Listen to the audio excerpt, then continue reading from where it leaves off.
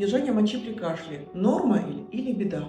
До 20% женщин после 35 отмечают жалобы при подтекании, подкапывании мочи при кашле, чихании.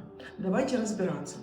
Что происходит? Когда мы кашляем, чихаем, у нас повышается внутрибрюшное давление, оно давит на мочевой пузырь. И канал мочеиспускательный должен в норме удерживать это высокое давление. И тогда возникает запирательный механизм, мы не мочимся, а мочимся, когда нам это хочется. После 30 у многих есть роды. Происходит опущение стенок мочевого пузыря, канала мочеиспускательного, плюс поднятие тяжести, плюс лишний вес. Это приводит к тому, что канал мочеиспускательный изменяет свое положение. Это может сопровождаться также с опущением влагалища. Все эти симптомы могут приводить к тому, что канал мочеиспускательный укорачивается, меняется в расположении, соответственно, меняется физика и давление